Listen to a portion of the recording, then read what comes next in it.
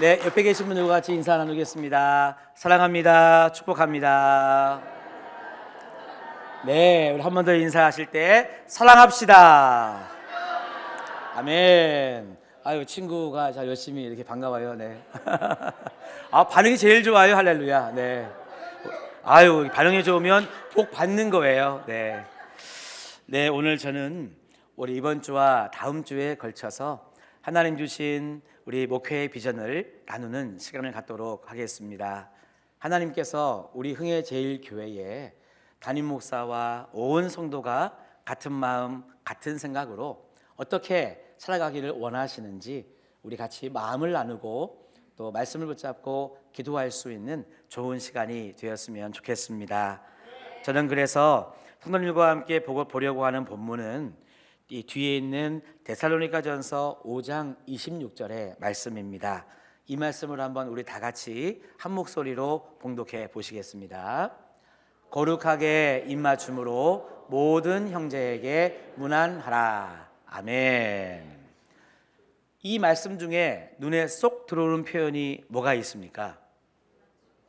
예, 눈에 쏙 들어오라고 노란색도 칠해 보았습니다. 거룩하게 입맞춤 하라라는 이 문구가 아무래도 눈에 쏙 들어옵니다. 그래서 오늘 말씀의 중심 주제는 거룩한 입맞춤, 홀리키스가 오늘 말씀의 중심 주제입니다. 여러분, 키스하면 얼굴에 그래도 여러분 좀 미소가 이렇게 지어지지 않습니까? 오늘 말씀에 나온 거룩하게 입맞춤으로 모든 형제에게 문안하라 라고 하는 이 말씀의 의미가 무엇일까요?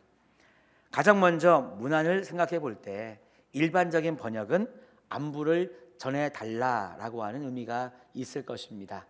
그래서 우리가 전화를 하거나 편지를 쓸 때의 마지막 부분에 아이고 누구에게도 안부를 전해주세요 그러면 그게 여러분 곧 이제 문안이라고 볼 수 있는 것이죠. 바울이 데살로니가 교회 교인들에게 직접 안부를 전하는 것이 아니라 누군가 제3자를 통해서 문안하는구나 라고 일단 생각해 볼 수 있는 대목이긴 합니다. 그런데 여러분, 오늘 말씀을 가만히 우리가 묵상하다 보면 이런 해석은 적절하지 않다 하는 것을 알 수 있습니다. 왜냐하면 바울이 안부를 전하려고 하는 내용이 뭐냐 하면 입맞춤, 키스이기 때문입니다. 바울이 그래서 누군가 제3자에게 거룩한 입맞춤을 하면서 이렇게 안부를 전해주세요 하니까 그 사람이 또 누구에게 가서 입맞추면서 이렇게 안부를 전합니다 하는 게 여러분 좀 이상하지 않습니까? 입맞춤 키스라고 하는 것은 당사자와 당사자가 하는 거잖아요. 그러니까 여기에서 이 문안하라라고 하는 것을 안부로 해석하면 안 되고 이것은 직접, 다시 말하면 바울이 직접 데살로니가 교회 성도들에게 거룩한 입맞춤으로 너희 서로 그렇게 문안하라고 하는 다이렉트로 여러분 주문하고 있는 그런 내용이 되겠습니다. 다시 말하면 서로 사랑하는 마음으로 입맞춤 키스를 하라고 하는 것이 바울의 이야기입니다. 지금 바울이 사실은 이 말씀을 듣는 우리들에게 상당히 부담스러운 요청을 하고 있습니다. 왜냐하면 뽀뽀하라는 얘기를 지금 하고 있는 거니까 예배 드리던 이 중에 참 이 말씀을 들으면 좀 당황스럽지 않습니까? 거룩하게 여러분 이 키스를 하라고 하면 여기에는 어떤 의미가 담겨져 있을까요? 말할 때 거룩하다 하고 뭐 키스를 하라는 얘기입니까? 아니면 다른 어떤 액션을 취하면서 그렇게 키스를 하라는 말입니까? 따지면 뜬금없는 부탁을 하고 있는 것은 맞는 것 같습니다. 그렇기 때문에 이 한 절의 말씀을 우리가 묵상할 때 이 말씀이 나오게 된 역사적인 배경을 알아야만 이해를 잘 할 수 있습니다.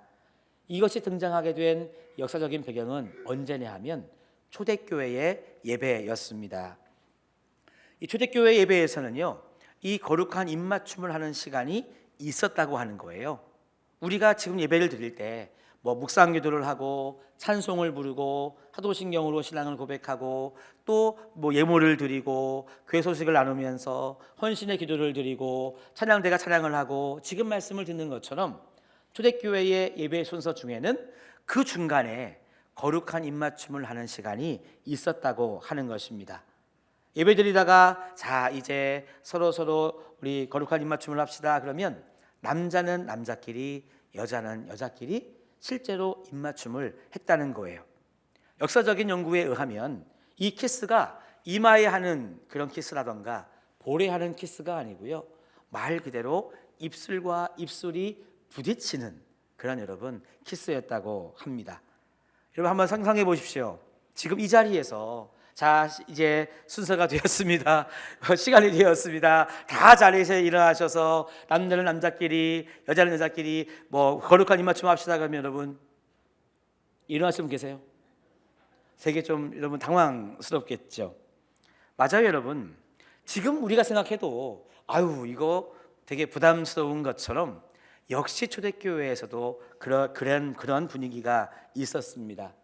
좋은 뭔가 의도가 있는 것은 같은데 이렇게 일반적으로 상상하기 어려운 동성 간의 키스를 예배 시간에 하다 보니까 이게 또 여러분 이렇게 초대교회가 공격받는 어떤 이유가 됐습니다. 저거 이상한 모임이야, 이상한 공동체야. 어떻게 뭐 예배 드린다 뭐 하면서 예수를 믿는다고 하면서 그 안에서 그렇게 동성끼리 무슨 키스하는 시간이 있냐 말이지. 이거 잘못된 모임이야, 이단이야 이단 이러면서 세상으로부터 공격받기 딱 좋은 모습 중에 하나가 예배 시간에 거룩한 입맞춤이라고 하는 키스하는 시간이 여러분 있었다고 하는 것이죠. 만약에 우리 한국 교회에서도 다시 이거를 부활시킵시다. 제가 오늘 이렇게 설교하고 다음 주부터 합니다 막 이러면 여러분 한 주간 동안 기도 많이 하시겠죠. 기도 안 하시는 분들이 아마 기도 막 하실 것 같아요. 그러면서 야, 다음 주 교회 나가야 되나 말아야 되나 이것도 고민스럽고 아마 당회가 모이지 않을까요? 당회가 모여져서 목사님 저보고 목사님 도대체 어떤 마음으로 하셨는지 어떻게 좋은 정신병원 좀 알아봐 드릴까요? 뭐 이런 여러분 이야기도 있지 않겠습니까? 저도 물론 공부하면서 세계 여러 나라 교회의 예배의 형태를 살펴보아도 지금은 그런 시간이 있는 예배나 나라 교회는 없습니다.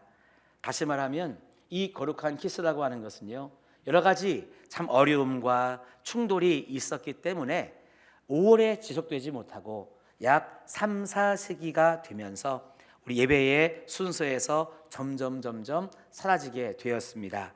그래서 이 로마의 종교가 공식적으로 기독교가 된 그때부터는 완전하게 예배에서 이 거룩한 입맞춤은 사라지게 되었습니다. 하지만 그래도 예배에서 그런 전통을 해야 되는 거 아니냐라는 이야기가 한 번씩은 있었어도 제가 아는 선에서는 뭐 전 세계 어느 교회 예배를 봐도 이것을 하는 교회는 없습니다. 그러면 제가 이 귀한 시간에 왜 이 말씀을 드리게 되었는가? 저는요, 예배 시간에 이것을 회복하자고 하는 의미가 아닙니다. 왜 어떤 이유에서 초대교회 예배에 이 거룩한 입맞춤이 들어왔을까?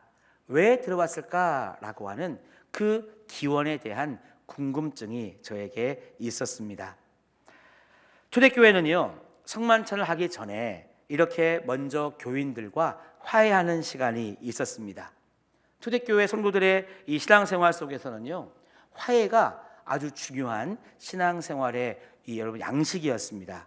그래서 성만찬, 주님의 살과 피를 상징하는 그 떡과 포도주를 받기 전에, 내 안에 모시기 전에 먼저 형제 자매와의 불화가 있다고 한다면 이것을 다 여러분 털어내고자 하는, 마치 하나님을 온전히 예배하려고 하면 먼저 예물을 내려놓고 너희 형제 자매들 간에 뭐 묶인 게 있으면 이걸 먼저 풀어라고 하는 주의 말씀처럼 초대교회 예배 안에는 먼저 화해하는 시간이 있었습니다.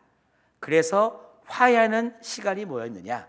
성만찬을 하기 전에 이 거룩한 입맞춤으로 서로 화해의 이런 표현을 했다고 하는 것이죠.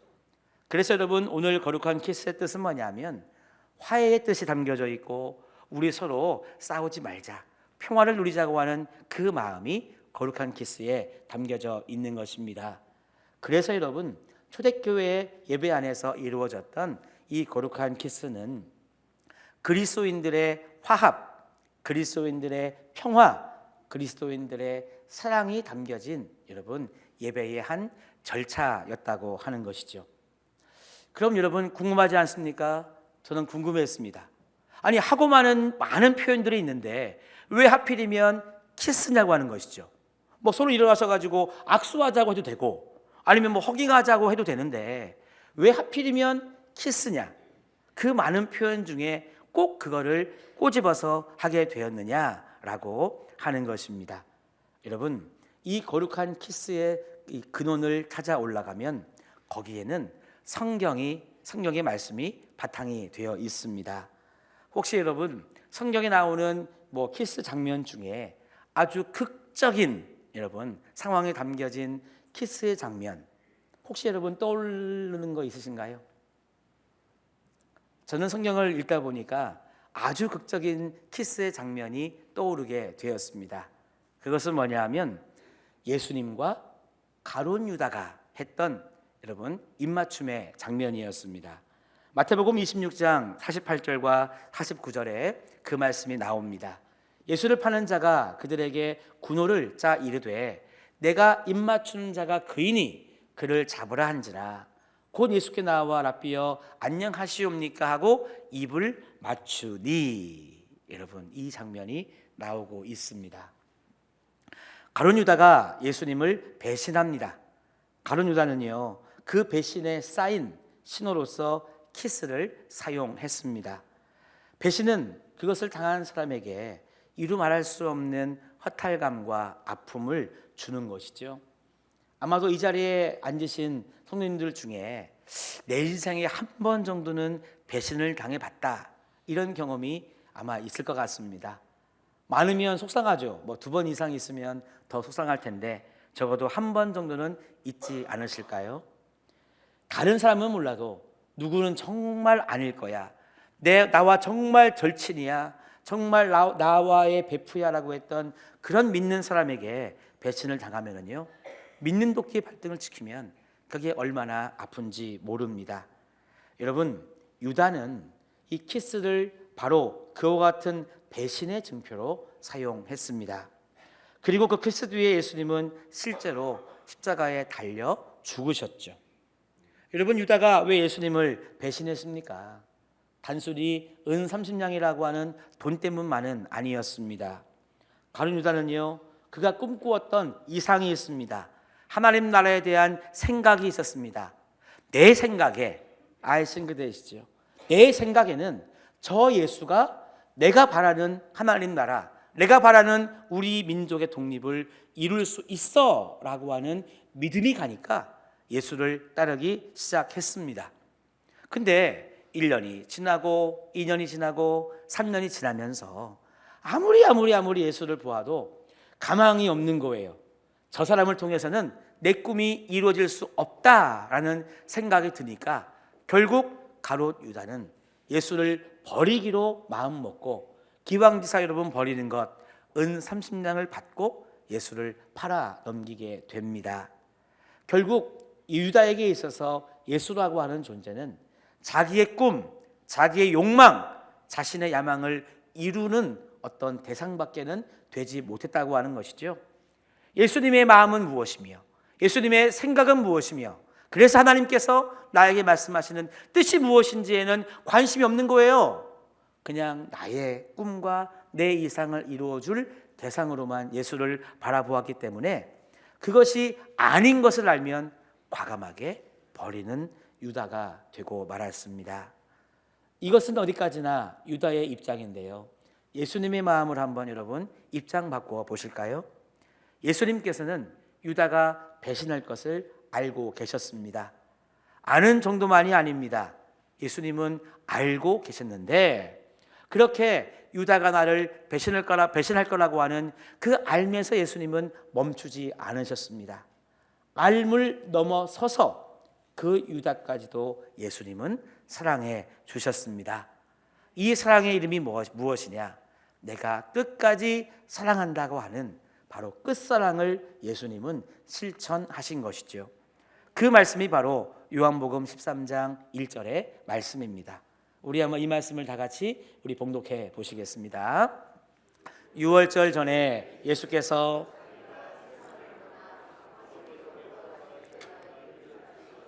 세상에 있는 자기 사람들을 사랑하시되 끝까지 사랑하시니라. 아멘. 예수님은 유다의 배신을 알고 계셨습니다. 예수님은 그 유다가 나를 배신할 것이라고 하는 것을 알고 계셨음에도 불구하고 예수님은요, 우리와는 달랐어요. 예수님이 중요하게 생각하고 예수님이 핵심적으로 생각하는 그것이 우리와 달랐습니다. 우리는요, 배신당하면 그 배신에 우리는 딱 집중이 되고 꽂히지 않습니까?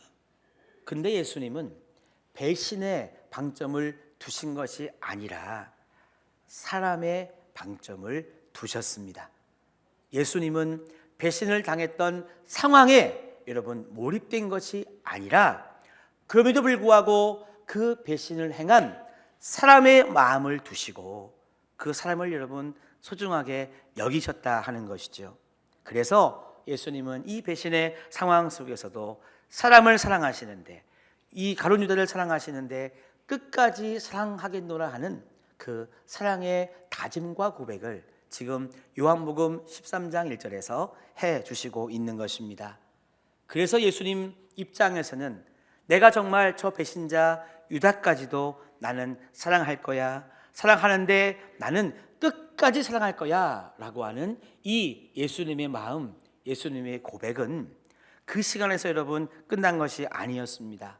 내가 끝까지 사랑하겠노라고 하는 이 사랑이 예수님께는 꿈이 되고 예수님께서는 이루어 내겠다고 여러분 바라보게 되는 예수님의 가치가 되었습니다.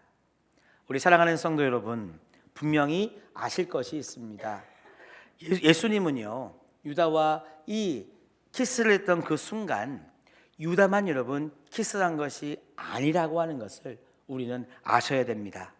사실은 예수님께서 유다에게 키스를 당한 것이 아니라 오히려 예수님께서 유다에게 키스를 해 주신 것입니다. 요한복음 13장 1절에 말씀해 보니까 세상에 있는 자기 사람들을 사랑하시되 끝까지 사랑하겠다라고 하는 이 예수님의 고백은요, 말로만 끝난 게 아닌 것이죠. 내가 수동적으로 저 유다가 나를 배신할 거야? 아이고 이제 와서 드디어 나에게 키스하는구나. 여러분 수동적으로 받아주고 당하는 입장이 아니었다는 거예요. 알고 있기 때문에 충분히 피할 수 있고 걷어낼 수 있고 거부할 수 있었지만 예수님은 그렇게 하지 않으셨습니다. 오히려 그 유다를 받으시고 내가 오히려 사랑하는 마음으로 유다에게 키스를 해 주실 수 있었습니다. 그래서 여러분 예수님과 유다가 만난 이 순간, 두 사람이 거룩한 입맞춤을 하는 이 순간은요, 누구에게는 자신의 욕망을 위하여 사람을 버린 그 입술이었지만 누구에게는 사람을 사랑하되 끝까지 사랑하는 여러분 그 거룩한 입술이 마주하는 시간이 된 줄로 믿습니다. 여러분 그래서 초대교인들은 이것을 기억하고 있었습니다. 그래, 예수님이 유다와 키스를 하셨지. 그 마음이 어떠했는지를 초대교인들은 가슴절절하게 느끼고 있었습니다. 그래서 초대교인들이 결정한 거죠. 그래, 우리 예배의 시간에 이 거룩한 입맞춤의 시간을 예배 순서에 넣자. 이것을 기억하자. 그래, 우리는 유다의 모습을 기억해야 돼. 결국 예수님과 입맞춤한 유다의 마음, 어떤 마음이었느냐? 예수님을 배신하고 예수님을 버렸던 유다의 마음, 어쩌면 내 마음이 아니겠느냐? 나도 혹시 예수를 믿는데 예수를 이용하고 예수를 내 삶의 어떤 도구로 이용했던 연약함이 나에게 있지 않느냐? 그래, 예배의 시간에 성만찬을 받기 전에 이 거룩한 입맞춤을 통해서 나에게 가룟 유다와 같은 마음이 있다면 회개하자. 그리고 예수의 키스도 기억하자. 자기를 배신할 것을 알면서도 기꺼이 그 영혼을 품어주시고, 그리고 유다의 그 참 안타까운 마음까지도 다 당신의 사랑으로 덮으셔서 사랑하시되 끝까지 사랑하신 그 예수님의 마음을 내가 품자. 여러분, 자기를 죽이기 위해 키스한 그 유다의 키스까지도 거부하지 않으신 예수님, 여러분, 그 예수님의 키스를 우리가 기억한다면 내가 품지 못할 사람이 어디 있으며 내가 사랑하지 못할 사람이 여러분 어디 있겠습니까? 내가 왜 여러분 사랑하지 못하며 살아갑니까? 혹시 배신당할까 봐 두려워서 사랑 못하는 거 아니실까요? 우리들에게는 과거사가 있습니다. 내가 누구를 정말 사랑했는데 그 사람은 나를 배신했어. 또 나는 누구를 많이 사랑했는데 그 사람은 나에게 상처를 줬어. 에이, 마음문 안 열 거야. 마음문 안 열면 차라리 그냥 이렇게 지내지. 괜히 사랑한다고 괜히 뭐 해서 나만 상처받고 내가 배신당하면 내 손해지. 여러분, 이와 같은 마음이 혹시 우리들에게도 있지는 않습니까?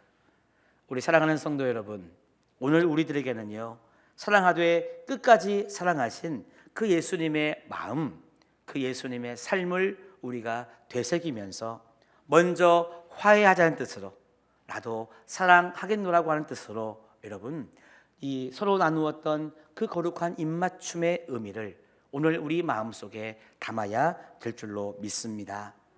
그런 의미에서 예배의 순서 중에 이런 순서가 없는 것은 너무 안타깝습니다. 대신에 저는 말씀을 시작할 때라든지 기회가 되면 서로 우리 인사하자고 합니다. 사랑합니다. 축복합니다. 오늘도 사랑합시다. 이런 고백이라도, 입술과 입술이 마주치는 순서는 없을지라도 그렇게 고백을 우리가 함으로써 다시금 유다의 모습이 나에게 없기를, 예수님의 사랑만이 나에게 충만하기를 여러분 저는 간절히 바라고 있는 것입니다.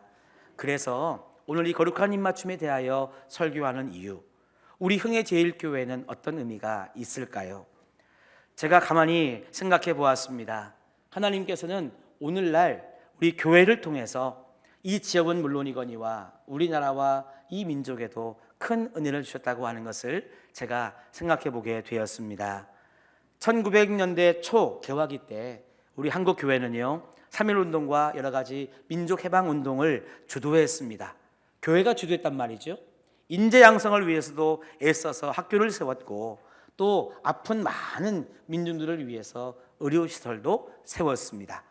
이런 과정 속에 1905년도에 우리 흥해제일교회도 여러분 세워진 것이고, 고 김대현 장로님은 그런 또 의미에서 지금의 한신대학교의 전신인 조선신학교도 세우는 데에 이바지하게 된 거죠.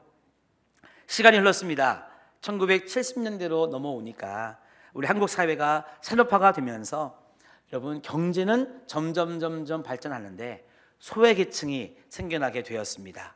왜냐하면 일거리를 찾아 또는 직업을 찾아 서울로 공장으로 이렇게 가다 보니까 그때부터 이 귀성행렬이라고 하는 게 여러분 생겨난 거 아니겠어요? 맞아요. 내가 타지에 가서 애써 수고하면서 돈은 벌고 있는데 그리운 거예요. 가족이 그립고 친지가 그립고 친구가 그립고, 그렇게 여러분 뭔가 이 참 외롭고 아픈 마음에 하나님께서는 치유의 은혜를 주시고자 한국 교회에 성령 운동을 허락하셔서 성령의 충만함과 성령의 능력으로 이 모든 것들을 이겨낼 수 있는 1970년대에 은혜를 부어 주셨습니다. 그때 정말 많은 교회가 부흥했던 거 우리는 기억하고 있습니다. 우리 교회도 마찬가지라고 저는 믿고요. 1990년대로 넘어오니까 이제 우리 한국 사회가 드디어 선진국 대열에 들어가게 되었습니다. 올림픽도 치러내면서 선진국 대열에 들어가게 되었는데요. 경제적으로도 문화적으로도 급격한 발전을 이루게 되었습니다. 이쯤 되고 보니까 이제 성도님들의 마음속에도 성령의 충만함과 기도하는 시간은 너무너무 감사한데, 더 나아가서 말씀도 배우고 싶고 또 양육도 받고 싶은 마음들이 많이 생겨났죠. 그래서 여러분 두란노 경배와 찬양이랄지 예수 전도단의 찬양 문화가 1990년대부터 이렇게 많이 생겨나게 되었습니다. 여기에 성육 공부, 제자 훈련 이런 시간들이 생겨나면서 성도님들의 어떤 이 마음도 살쪄가는 시간들이 있었죠. 우리 흥해제일교회도 그런 시간들이 있었을 거라 믿습니다. 자, 이제 시간이 흘러서 2023년이 되었습니다. 2021년 기준으로 볼 때 개인 소득이 2만 8천 불이 된 이런 시대에 우리가 살아가고 있는데요. 어떠세요? 성도님들의 마음은 안녕하십니까? 성도님들의 마음은 행복하십니까? 여러분들의 마음이 뭔가 뿌듯하고 뭔가 평안함 속에서 하루하루를 살고 계시는지요? 오히려 우리 중에 불행하다, 희망이 없다는 생각이 있는 분들은 이 자리에 안 계신지 모르겠습니다.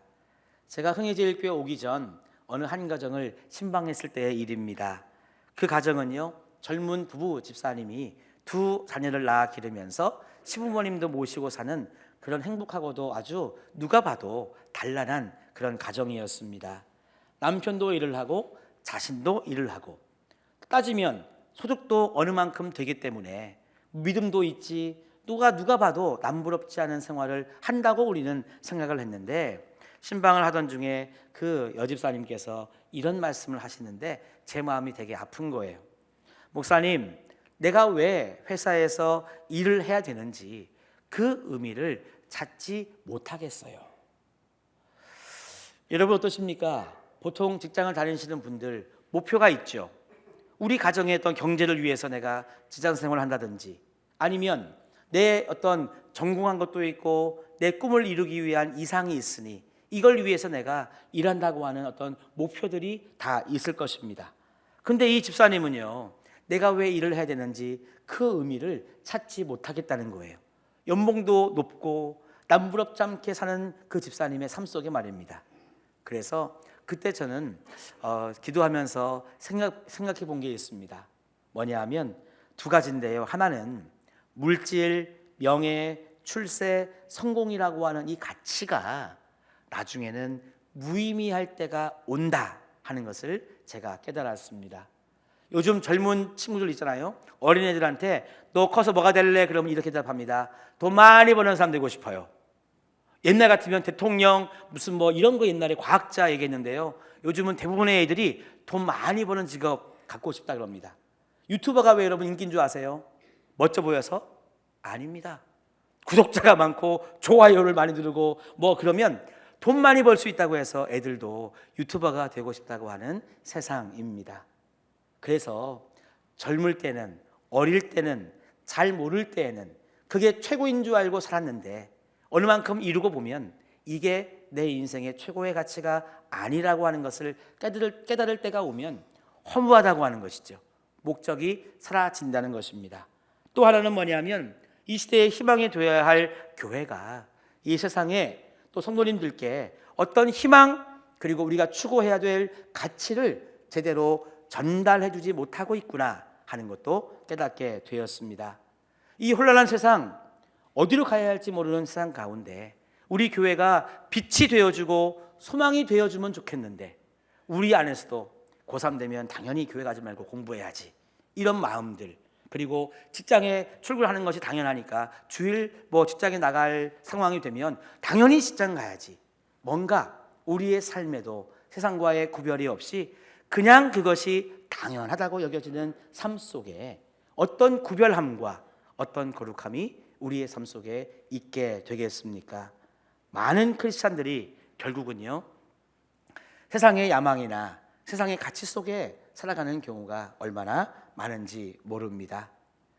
그렇다면 여러분, 이 시대의 희망은 무엇이고 이 시대의 소망은 무엇입니까? 우리 흥해제일교회가 붙잡고 걸어가야 될 여러분 믿음의 가치는 무엇입니까?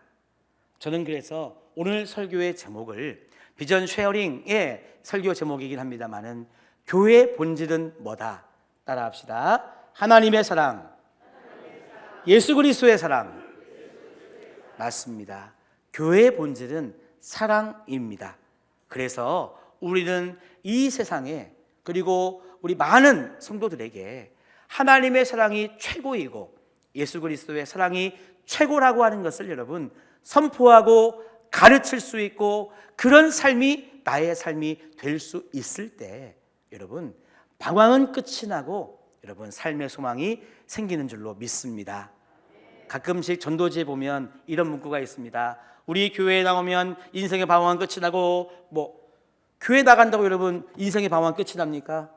그러면 다 교회 나와야 되는데 다 교회 안 나오잖아요. 지금도 집에서 주무시거나 아니면 다른 곳에 계신 분들이 얼마나 많아요, 여러분. 교회에 나와서 인생의 이 방황이 끝나고 삶의 소망을 갖게 하기 위해서는 다시 한번 따라 합시다. 하나님의 사랑, 예수 그리스도의 사랑. 맞습니다. 우리 교회가 이와 같이 사랑으로 충만해지고 사랑하며 살아가는 여러분, 성도들이 많아질 때 여러분, 교회에 오는 사람들이 인생의 방황을 끝낼 수 있고 삶의 소망을 얻게 되는 줄로 믿습니다. 여러분, 예수님께서 그렇게 살아가셨습니다. 유월절 전에 예수께서 자기가 세상을 떠나 아버지께로 돌아가실 때가 이른 줄 아시고, 같이 읽어봅시다. 세상에부터 시작. 세상에 있는 자기 사람들을 사랑하시되 끝까지 사랑하시니라. 다시 한번 놀란 부분 시작. 세상에 있는 자기 사람들을 사랑하시되 끝까지 사랑하시니라. 아멘. 그렇습니다. 예수님은 이 끝사랑을 살아내셨습니다. 우리 한국어의 표현으로 살아냈다, 이런 수동태적인 표현은 틀린 말이라 그래요. 하지만 의미를 분명하게 하기 위해서 이런 표현을 사용해 봅니다. 예수님은 사랑하자라고 하는 것을 그냥 구호로 내걸고 선포하는 것으로 끝내지 않으셨습니다. 실제로 당신의 삶 속에 사랑하는 삶을 살아내셨습니다. 그래서 여러분, 예수님은 실제로 나를 배신하는 가룟 유다의 그 정말 비열하고 그 정말 속임수 가득한 그 이 입맞춤 키스까지도 예수님은 넉넉히 받아주시면서 오히려 내가 너를 사랑하니 나도 너에게 키스를 한다고, 오히려 여러분 적극적으로 그 모든 허물과 아픔을 덮어주시는 끝사랑의 실천을 예수님은 감당하셨습니다. 저는 그래서 우리 흥해제일교회가 말할 수 있는 유일한 것이 있다면, 우리 흥해제일교회 성도님들이 이 세상을 향해서 담대하게 선포할 수 있는 단 한 가지가 있다고 한다면 그것은 바로 하나님의 사랑이요, 예수 그리스도의 사랑인 줄로 믿습니다. 우리 말고 여러분, 이 사랑의 가치 말고 어떤 것을 이 세상에 전해서 감동과 감화를 줄 수 있겠습니까? 사랑 이외의 것은요, 우리보다 말 잘하고 잘하는 사람들 그룹이 얼마나 많은지 모릅니다. 하지만 사랑의 가치만큼은 우리 교회의 최고의 가치가 되어야 되고, 사랑만큼은 우리가 여러분 세상을 향해서 보여주고 실천할 수 있는 최고의 신앙적 가치가 되어야 될 줄로 믿습니다. 그래서 여러분, 저는 성도님들께 이와 같은 비전을 나누고 있는 것입니다. 앞으로 우리 흥해제일교회는 이와 같은 주님의 사랑 이야기의 삶을 우리도 살자는 것이요, 돌아보면 살아냈다고 하는 여러분 하나님을 향한 감사가 있었으면 좋겠습니다. 지나온 100년을 감사하며 새로운 100년을 향한 사랑 이야기, 여러분 지나온 100년은요 감사함으로 하나님께 올려드리시기를 축복합니다. 지나온 117년의 삶을 보면 여러분 좋은 기억도 많으시죠. 하지만 아픈 기억도 있을 거라고 생각이 됩니다. 여러분, 하지만 지나온 100년, 지나온 시간은 하나님께 감사함으로만 올려드리면 되는 줄로 믿습니다. 왜냐? 하나님께서는요 지나온 100년의 시간 동안 좋은 기억도 아픈 기억도 하나님은 선용하셔서 오늘날 우리를 이 자리에 두셨기 때문입니다. 지나온 날의 기억이 여러분 평가하고 여러분 책망하고 그래서 한다 안 한다의 이야기가 나온다면 이것은 하나님께서 기뻐할 모습이 아닙니다. 하나님께서는 이와 같은 모든 시간들 가운데 하나님이 당신의 선하고 정말 여러분 그 놀라우신 뜻으로 섭리해 주사 오늘 우리를 이 자리에 있게 하시고 이와 같은 비전을 꿈꾸게 하셨기 때문입니다. 지나온 100년은 하나님께 감사함으로 올려드리고 새로운 100년, 이제 118년을 넘어서서 200년을 향한 우리의 발걸음은 따라합시다. 하나님의 사랑 이야기, 예수님의 사랑 이야기. 그렇습니다. 앞으로의 우리의 발걸음은 감사함을 넘어서서 사랑의 삶을 살아가면 하나님께서 기뻐하는 우리 교회가 될 줄로 믿습니다.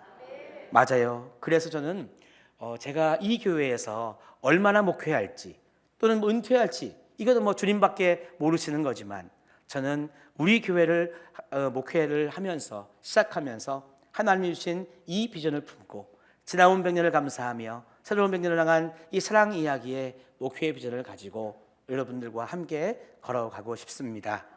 이것이 저의 꿈만이다면 안 될 것이지만 저와 우리 성도님들이 같은 마음, 같은 생각으로 주님 주신 이 비전을 품고 걸어간다면 하나님께서는 새로운 100년의 시간 동안 하나님의 크신 이 사랑의 역사가 우리 교회 가운데 충만해질 줄로 믿습니다.